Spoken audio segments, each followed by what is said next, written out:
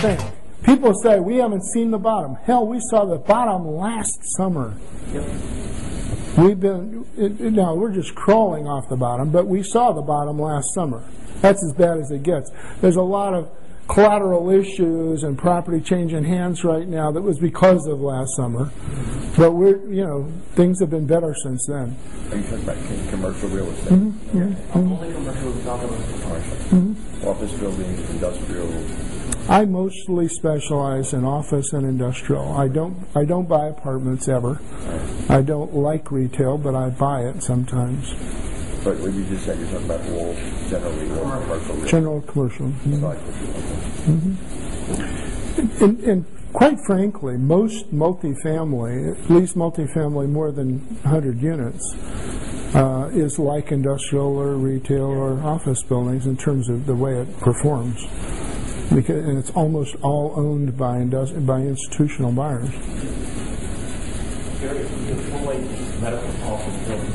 Would I do a medical office building? No.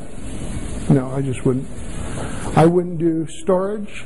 I wouldn't do, I don't do storage. I don't do medical building. I don't do hotels.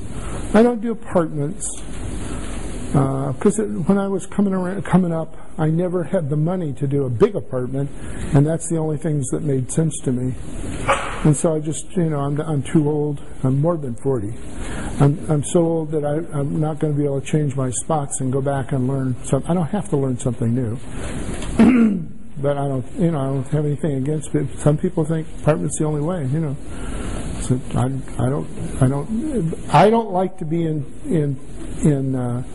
see, apartment's almost like a hotel in terms of its management intensiveness. It's a business, not just a piece of real estate. It's a business.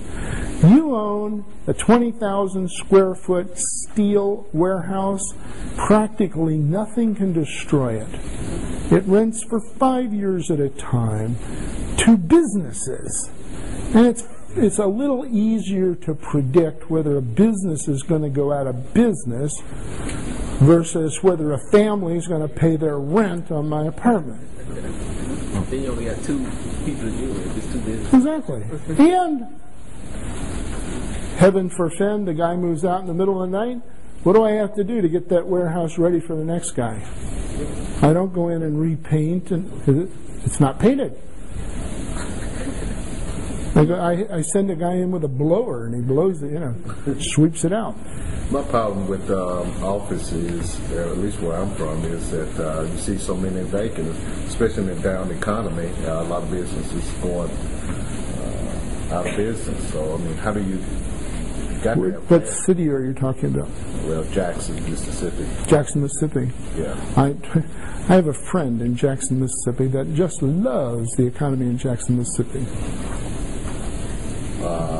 The fact is, he'll buy a half-empty building knowing that he can fill it up. That's an excellent thing to buy. What you want to buy is the thing nobody wants. If you can figure out a way to, you don't pay, you're not going to pay them for the work that you're going to do. If you can buy that office building based on half of the income it's going to generate when you get a hold of it, that ought to be a pretty good buy, right? Yeah. If it's throwing off $100,000 and you want to earn 10% on your money, you'll pay $1 million for it. But if it's full and it's throwing off, and the really neat part is, if it's throwing off money right now and it's half empty, it's really clear what you're going to be able to do with it. If it's throwing off money right now and it's half empty, and you buy it at a price that's justified by just the money it's earning right now, right? You're probably buying it below reproduction value, right? Below reconstruction value, all right? You can buy it like that, and there are deals like that all over the country. There's dozens of deals right here in Orlando like that. Like, if you can do that, what does it mean when you fill it up? You don't just double the income, you understand. You probably quadruple the income and quadruple the value.